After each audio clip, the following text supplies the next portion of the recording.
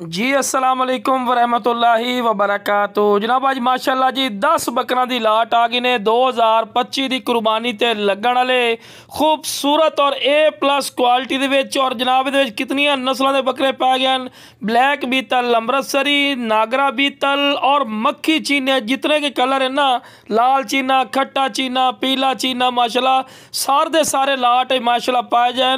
और जी लाट तुहानूं बना के दित्ती है ना, बकरे जो अपने पंजाब की नंबर 1 ब्रीड है माशाल्लाह शुमार होंगे हैं। और कलरफुल खूबसूरत माशाल्लाह बकरे पे।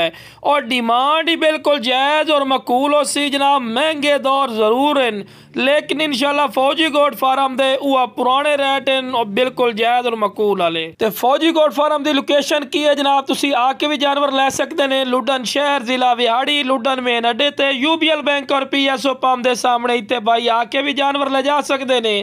तो कार्गो की सहूलत की गल की जाए तो आल पाकिस्तान माशाल्लाह मौजूद है। शुरू तो टोर फिर के विखावन का मकसद यह होंगे कि तुहानूं पता लगे कि सेहतमंद और माशाल्लाह एक्टिव पठोरे ने, माशाल्लाह कलरफुल पठोरे ने, चंगे सोहने हाइट कद वाले। और डिमांड ही मुनासिब हो सी, डिमांड ही कोई ज्यादा नहीं होती। मंडियां चले जाओ ना मेरा बिरा तो ये नाल दा पठोरा 65-70 तो थले गल भी नहीं सुनते, 60,000 तो थले तो गल ही बिल्कुल नहीं सुनते। लेकिन बिरा अपना रेट नहीं होना, बिल्कुल जायज़ और मकूल रेट हो सी।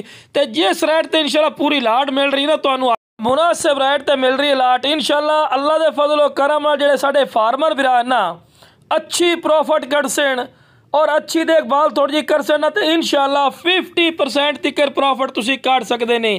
अज ये बकरे मुनासिब रेट ते मिल रहे हैं। वेखो ना जी, कुर्बानी के नज़दीक ही जो बकरे लाख रुपए दे भी सौखा कोई नहीं देता, जितनी महंगाई हो चुकी है। लेकिन बिरा वेखो जी, जेड़ा बिरा भी 10 बकरे की लाट लई सी ना, अल्लाह दे फजलो करम नाल फायदे च रसने। बाकी जनाब 10 तो 10 बकरे जिस बिरा नूं चाहिए जनाब जल्दी राबता करके मुनासिब कीमत ते लै सकते हो बिरा।